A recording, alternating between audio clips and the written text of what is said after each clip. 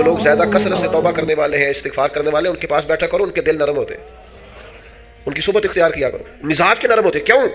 کہ ان کے اندر احساس ہوتا ہے ہم سے غلطی ہو گئی، انہیں خیال آتا ہے. آج ہمارا سب سے بڑا مسئلہ یہ ہے کہ ہمیں احساس ہی نہیں اپنی غلطیوں کا. مومن کی شان یہ ہے کہ وہ رائی کے دانے کے برابر کبھی غلطی کرے تو اسے پہاڑ محسوس ہوتی ہے، وہ مجھ سے تو بڑا گناہ ہو گیا.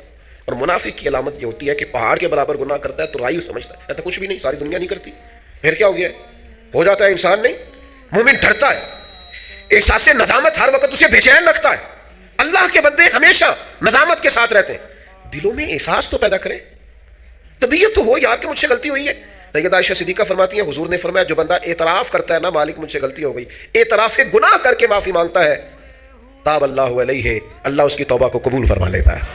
اعتراف ہی نہیں، ہم نے جرم کیا ہی کوئی نہیں، ہمارے اندر کوئی غلطی ہے ہی نہیں سرے سے. جب ہم یہ ماننے کو تیار نہیں تو پھر مجھے بتائیے مانا کیا ہوا؟ اور دوسری بات قرآن نے کہی وَأَصْلَحُوا، پھر وہ اپنی اصلاح بھی کرے، پھر گناہ چھوڑ دے جس سے توبہ کی، پھر دوبارہ اس خطا کے پاس نہ جائے. پکا ارادہ تو کرے کہ آج کے بعد دوبارہ یہ جرم نہیں کرنا، لیکن توبہ بھی خوب کی، شب برات کی ساری رات روئے، عمرہ بھی بہت کثرت سے کیا، وہاں جا کے بھی بڑی معافیاں مانگی، لیکن واپس آ کے وہ گناہ چھوڑا ہی نہیں. وہ جس غلطی کی توبہ کی تھی اس کی اصلاح ہی نہیں کی، اپنے آپ کو بدلا ہی نہیں. تو بھائی بچہ چھٹیاں کر کے آتا ہے، استاد کہتا ہے میں تمہیں کلاس میں نہیں رکھوں گا، یہاں سے نکل جاؤ. تو طالب علم کہتا ہے کہ استاد جی آئندہ چھٹی نہیں کروں گا، آئندہ چھٹی مجھے معاف کر دیں، میں آئندہ غیر حاضری. یہ کیا ہے؟ یہ اس کی توبہ ہے.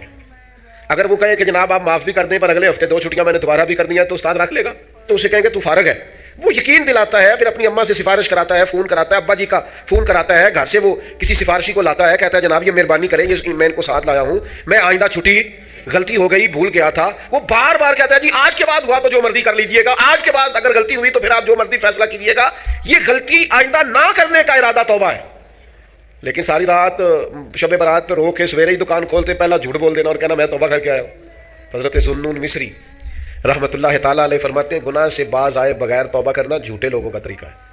یہ رب سے بھی جھوٹ بول کے آیا رہا، اس کا پورا ارادہ نہیں تھا توبہ کا. اس لیے کہ گناہ چھوڑنے کا ارادہ ہی نہیں، بھاگ آنے کا پروگرام ہی نہیں. اس کا استغفار، اس کی توبہ، یہ جملے تھے، یہ لفظ تھے، یہ زبان کی ادائیگی، قلب اور روح کے ساتھ اس نے توبہ نہیں کی. میرے بھائیوں وقت ہمیں میسر آ رہا ہے، ارادہ کریں نا خطائیں چھوڑنے کا. اب کتنی دیر تک بہت سارے حالات بدل گئے، عمریں بڑھ گئیں، بات آگے نکل گئی.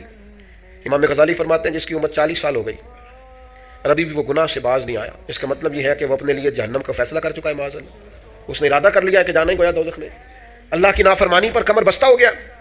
تو دوسری شرط یہ ہے کہ ارادہ کیا جائے کہ میں آج کے بعد یہ والا عمل نہیں کروں گا. اور میں نے چھوٹے بچوں کو جو ابھی 15-18 سال کی عمر میں ہوتے ہیں، میں نے انہیں دیکھا ہے کہ وہ اساتذہ کو اور والدین کو کیسے مناتے ہیں، وہ اپنے بڑوں کو کیسے مناتے ہیں، وہ کیسے یقین دلاتے ہیں. کہتے ہیں آج کے بعد دوبارہ آپ مجھے یہ غلطی کرتے تو محسوس ہوتا ہے. پھر ان پر بڑے سخت ترین اساتذہ کو بھی رحم آتا ہے، کہتے ہیں یار کہہ تو رہا ہے، آخر بچہ ہے، چلو بھول گیا تھا، رکھ لو، خیال آ جاتا ہے.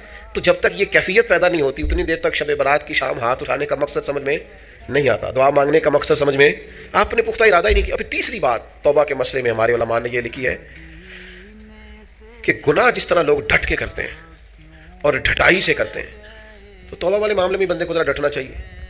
کچھ دن اس سے پریکٹس تو کرنی چاہیے، جدوجہد تو کرنی چاہیے، کوشش تو کرنی چاہیے. اللہ کہتا ہے تو ہمت کر، رب تیری مدد فرمائے. ان الذین قالوا ربنا اللہ ثم استقاموا تتنزل علیہم الملائکہ، جو کہے گا اللہ میرا رب ہے، پہ ڈٹ جائے گا، اس کی مدد کے لیے اللہ فرشتے بھی نازل فرما دے گا.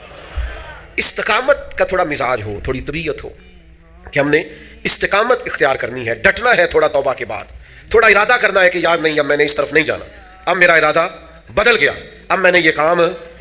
ایک صحابی تھے تو فرماتے ہیں کہ میں توبہ کرنے سے پہلے ایک خاتون کے ہاں آیا جایا کرتا تھا، پھر اللہ نے مجھے توفیق دی، میں توبہ کر گیا اور کلمہ پڑھ گیا. اور جب میں حضور کی بارگاہ سے ہو کے واپس آ رہا تھا تو وہ رستے میں مجھے آوازیں دے رہی تھی، لیکن جب میں نظریں جھکا کے اس کے پاس سے گزر گیا تو مجھے کہنے لگی تم وہی نہیں ہو. تو میں نے کہا نہیں، اب تو میں توبہ کر کے آیا، اب تو میں اللہ کا بندہ بن کے آیا. حضرت حبیب اجمی رحمۃ اللہ تعالیٰ علیہ، اللہ نے مجھے توفیق دی، میں ان کے مزار پہ بھی حاضر ہوا. بغداد معلیٰ میں ان کا مزار ہے اور میں ان کے نا قبر کی پیروں کی جانب کھڑے ہو کے نا تو ان کے کچھ اقوال ان کو سنا رہا تھا. حضرت حبیب اجمی رحمۃ اللہ علیہ سود کا کام کرتے تھے. دعا کریں اللہ ہم سب کو محفوظ کرے، آمین. تو کہ اللہ ہم سب کو. اب لوگوں نے بغلوں میں فتوے بھی رکھ لیے ہیں. کل پرسوں میرے پاس ایک صاحب فتویٰ لے کے آئے، فلانے مولانا صاحب نے کہا فلانی بینک کا سیونگ اکاؤنٹ بھی ٹھیک ہے، یہ میری بغل میں فتویٰ ہے تو یہ آپ پڑھ لیں. میں کیا تو مینو کو پوچھنا ہے جی تو تیرے کو فتویٰ جو ہے ایک بندے کو فتویٰ مل گیا ہے اور اس نے پکڑا ہوا ہے بغل میں ہے, میرے پاس کیوں آیا ہے؟ کہنے لگا جی آپ کیا کہہ رہے ہیں؟ میں کیا تو تاں آیا ہے تو مطمئن نہیں مولوی دی گل پہ. اگر تو مطمئن ہوتا تو تصدیق کرنے, تو یہ تو مطمئن نہیں ہے نا, اس کا مطلب ہے کہ بات کے اندر شک ہے, اس گل چ رولا ہے. تو میں کیا رولے والی گل چنگی, تو میں کیا فتویٰ دوبارہ لپیٹ کے جیب چ پا, تو دس سیونگ اکاؤنٹ ٹھیک ہوتا ہے؟ کہنا جی سمجھ نہیں آئی تاں تے آیا. میں کہا بس ٹھیک ہے تینوں پھر سمجھ آ گئی ہے. جی سمجھ نہیں نہ آئی ہے تو مطلب یہ سمجھ آ گئی, یہ سمجھ لے آپ چھوڑے. میں کسی کا نام نہیں لیتا, کوئی بات نہیں کرتا. میں آپ کو بخاری کی حدیث سناتا ہوں. نبی پاک علیہ السلام نے فرمایا ایک حلال ہے وہ بھی واضح, ایک حرام ہے وہ بھی واضح ہے, ایک میں شک ہے کہ پتہ نہیں حلال ہے کہ پتہ نہیں حرام ہے. میرے کریم محبوب نے فرمایا تم نے شک والی چیز سے بھی بچنا ہے, شک سے بھی تم نے بچنا ہے.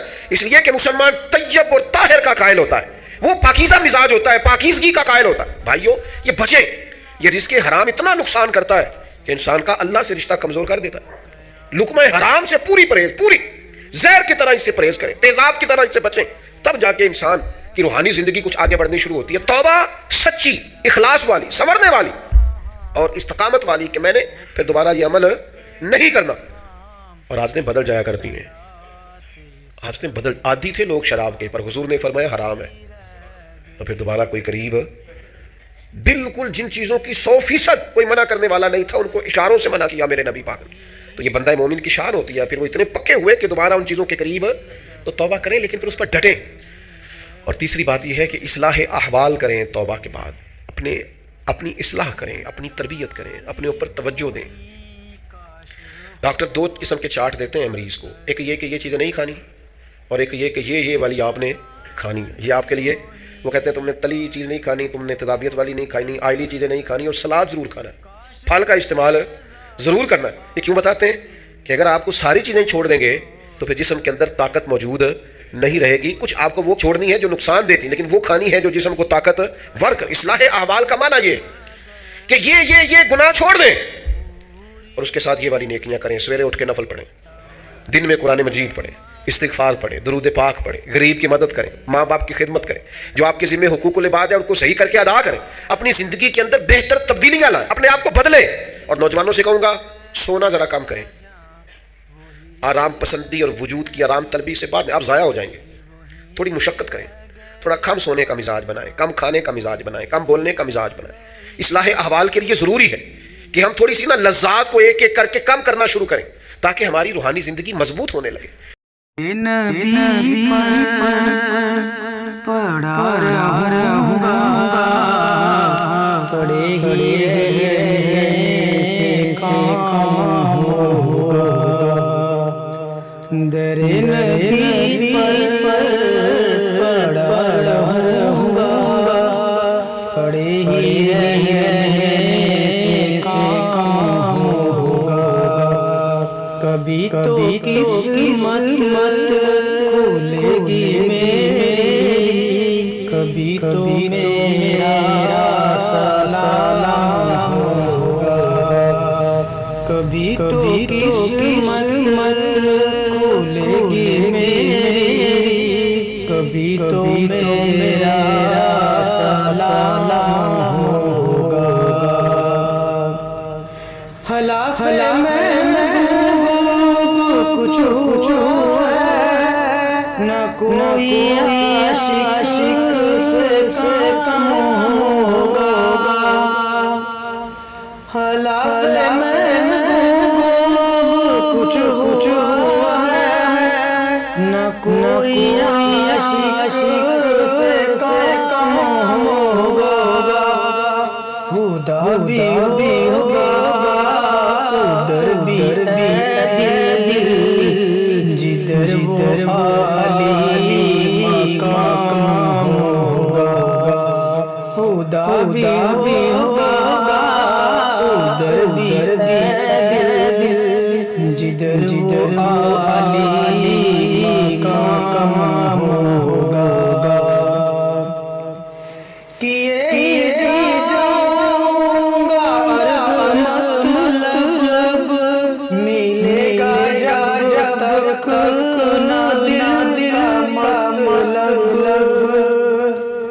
کیے جاؤں گا مطلب,